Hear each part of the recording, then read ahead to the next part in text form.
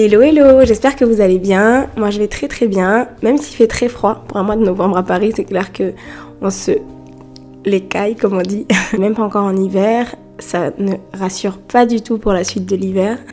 Dans tous les cas, j'ai l'impression que tous les ans on se dit que il fait trop froid et qu'on va pas y arriver, mais on y arrive, donc ça va bien aller.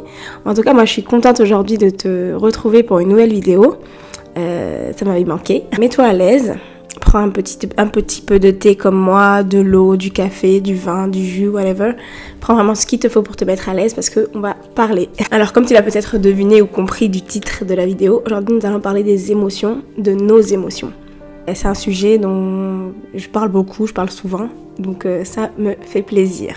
En discutant avec les personnes autour de moi, principalement les Africains autour de moi, je me suis rendu compte qu'on a plus ou moins toutes et tous des traumas. Des traumas qui ont un point commun, c'est que s'ils ne sont pas réglés, tôt ou tard, ils finiront par nous pourrir la vie. On peut se considérer comme quelqu'un de fort ou quelqu'un de moins fort. Dans tous les cas, à la fin de la journée, on veut juste être des personnes normales, avec des vies normales et faire notre petit bout de chemin sur cette terre. C'est pas un exercice qui est très facile, surtout quand on n'a pas des personnes qui partagent leurs expériences similaires ou qui partagent comment elles ont fait pour s'en sortir par rapport à certains traumas. Alors un traumatisme, ça peut vraiment être tout, ça peut être une phrase que tes parents t'ont répétée pendant toute ton enfance ou un comportement particulier que les autres ont envers toi. Donc moi là je parle vraiment des traumas familiaux, donc ça va être les frères et sœurs entre eux, les parents envers les enfants, etc. Ou un comportement particulier qui te fait mal depuis des années et qui continue encore peut-être de te faire mal. Vous savez, des fois il y a des petits commentaires qui peuvent te rendre, qui peuvent te poser la question est-ce que je suis folle?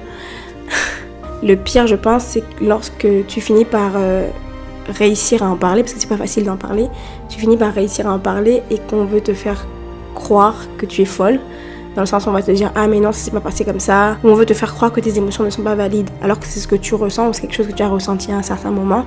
Et vraiment ce sont des choses qui peuvent nous frustrer et faire en sorte qu'on se questionne un maximum par rapport à certains sujets. Alors petite précision, je ne suis pas une experte, je suis juste une personne qui partage son expérience. Si vous avez besoin de consulter un spécialiste, c'est quelque chose que je vous recommande fortement de faire. Pour beaucoup d'entre nous, alors quand je dis d'entre nous, je parle particulièrement des Africains, parce que c'est l'expérience que j'ai, on a souvent grandi dans des familles où les traumas sont tellement courants et tellement fréquents que ça peut souvent paraître anodin ou minimisé. Encore plus dans les familles africaines justement, où la santé mentale n'est pas un sujet qui est pris au sérieux. Limite on a l'impression des fois que c'est une honte d'en parler. Quelque chose va se passer, un événement traumatique par exemple va se passer, on va te dire ok il faut avancer, on va te dire ok il faut prier, ok on va remettre ça entre les mains de Dieu. Et toutes ces choses nous font devenir des adultes blessés, des adultes frustrés et même des fois des adultes perdus. J'ai entendu tellement d'histoires de personnes qui ont vécu des choses traumatisantes et pour lesquelles elles n'ont jamais guéri. Et aujourd'hui ça leur pourrit la vie. Par exemple j'ai entendu des histoires des parents qui vont prendre un couteau et mettre le couteau sur le feu, donc mettre une flamme sur le couteau donc pour chauffer le couteau et aller marquer la peau de leur enfant pour les punir. Ou encore les histoires qu'on entendait à l'époque, je ne sais pas si c'est toujours le cas aujourd'hui, mais à l'époque on entendait beaucoup ces histoires des parents qui prenaient du piment et qui le mettaient dans les parties intimes de leur fille parce que elle aime les garçons ou parce que pour diverses raisons.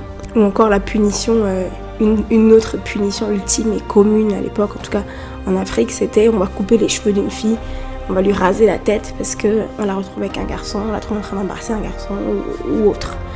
Alors je précise que je peux comprendre la peur d'un parent quand son enfant adolescent, en tout cas sa fille surtout adolescente, commence à s'intéresser aux garçons, ou le fait que les ados agissent d'une certaine façon.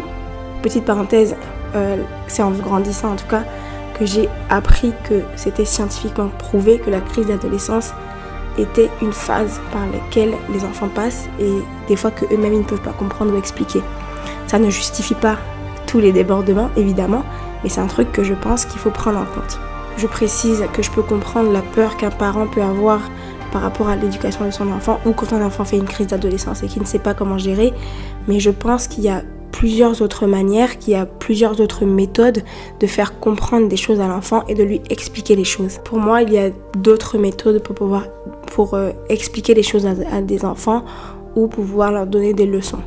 Dans ce genre d'histoire, le pire, je pense que ce n'est pas que les parents n'accepteront jamais ce qu'ils ont fait, parce que eux, pour eux, dans leur tête, c'était pour le bien de leurs enfants. Mais pour moi, le pire, c'est qu'ils ne demandent jamais pardon à leurs enfants pour les blessures psychologiques et les blessures physiques qui marquent le cœur. Je parle vraiment de faire asseoir son enfant et de lui demander sincèrement pardon pour des choses qui ont été infligées ou dites à son égard, mais vraiment un pardon vrai, pas un pardon qui va dire « Ah, mais je te demande pardon, mais tu l'as bien mérité » ou « Je te demande pardon, mais je t'ai fait ci ou ça parce que tu as fait ci ou ça ou parce que c'est de ta faute. » Vraiment un pardon qui est fait sans vouloir justifier à l'enfant la raison de ces tortures, parce que honnêtement pour moi il n'y a pas de raison. Il n'y a vraiment pas de raison qui justifierait le fait qu'un parent par exemple prenne un couteau, le chauffe et le mette sur la peau d'un enfant. Pour moi il n'y en a pas. Je pense que le fait qu'un parent demande pardon à son enfant, c'est aussi quelque chose qui aiderait énormément de personnes à avancer, parce qu'il y a énormément de personnes blessées.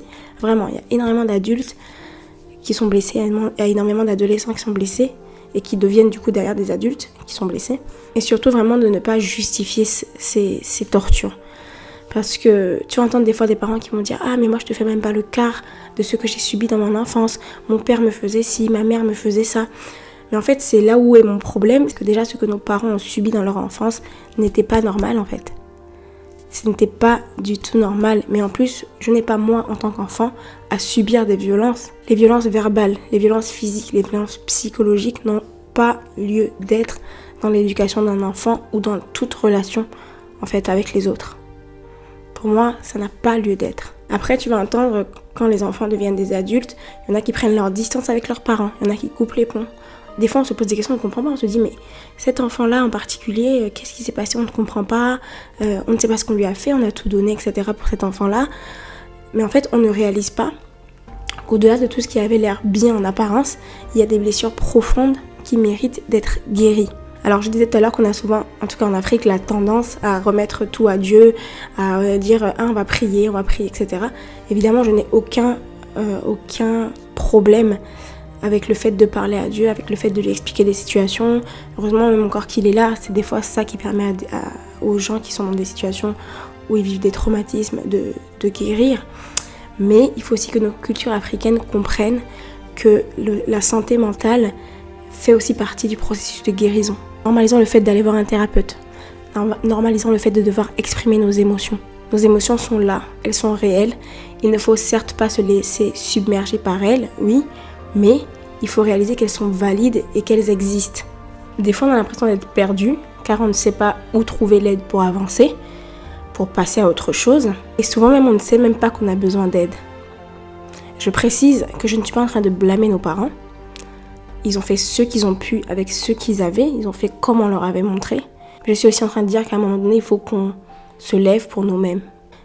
Notre génération doit comprendre qu'il est temps de prendre en main notre vie et qu'il n'y a personne qui viendra nous sauver si on ne le fait pas nous-mêmes. J'ai conscience et j'ai de plus en plus la ferme conviction que ce cycle générationnel de traumatisme doit être brisé et il s'arrête avec nous. Personnellement, j'ai pris la décision que mes enfants ne souffriront pas de ça. Leurs émotions compteront. Leurs émotions seront valides, leurs émotions seront entendues. Consciemment ou non, ce sont des traumatismes qui sont passés de génération en génération et qui causent tellement, mais tellement de chaos. Ils sont souvent passés comme ça jusqu'à ce que quelqu'un se lève et décide de mettre tout en œuvre pour les briser.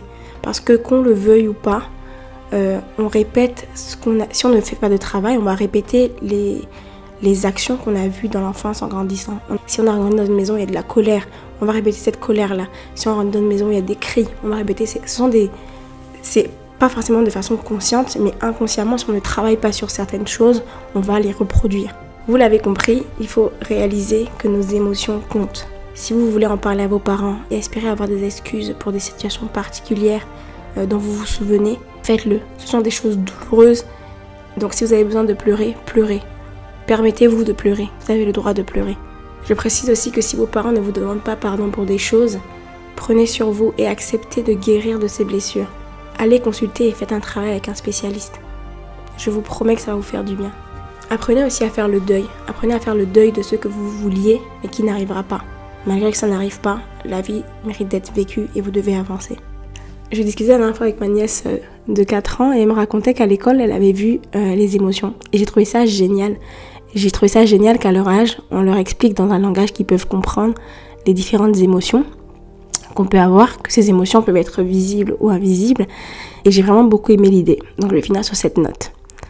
Donc dans sa classe, la maîtresse a mis en place un espèce de système où quand ils arrivent le matin, ils doivent dire l'émotion qu'ils ressentent. Et du coup, automatiquement, ma nièce aussi, quand elle se réveille le matin, elle dit à ses parents les émotions qu'elle ressent. Et je trouve ça vraiment incroyable que dès cet âge-là, on puisse apprendre à gérer nos émotions et à comprendre en fait nos émotions et savoir les nommer. Je pense vraiment que c'est un exercice que tout le monde, petit comme grand, pourrait commencer à appliquer. Alors ça peut être difficile de comprendre ou de changer nos émotions lorsqu'on ne les connaît pas.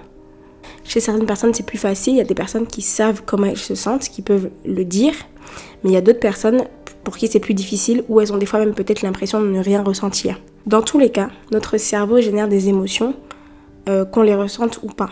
Donc tous les humains, on a tous des émotions. Nos actions et nos comportements sont guidés par ces émotions, qu'on soit conscient de cette connexion ou pas. Voici 5 étapes qui peuvent vous aider à mieux comprendre et à gérer vos émotions. Première étape, c'est de reconnaître l'émotion. Il est essentiel de reconnaître ce que vous ressentez. Cela peut se faire en prêtant attention aux signaux de nos corps et à nos pensées. La deuxième étape, c'est de nommer l'émotion. Une fois que vous avez identifié votre émotion, essayez de lui donner un nom. Ça peut être aussi simple que je suis en colère, je suis triste.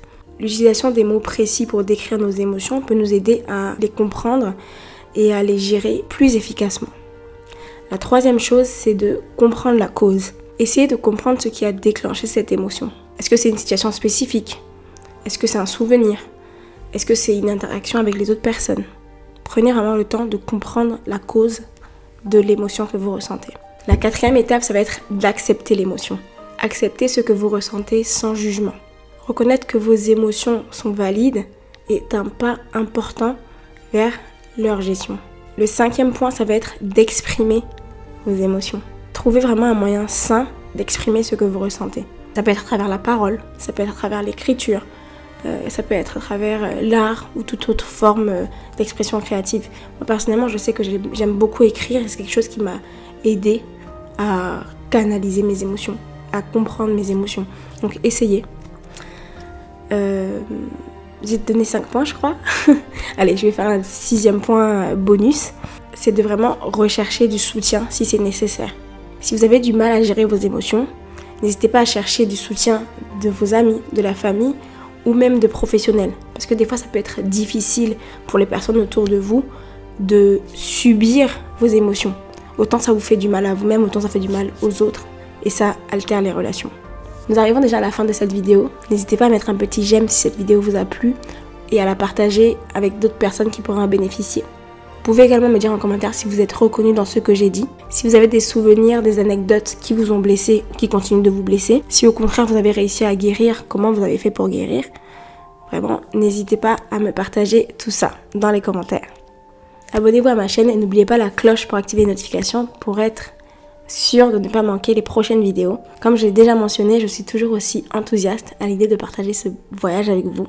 Merci d'avoir regardé cette vidéo et je vous retrouve très bientôt pour une prochaine vidéo. D'ici là, prenez soin de vous et continuez à naviguer dans cette belle aventure qu'est la vie d'adulte en restant authentique et rempli d'amour.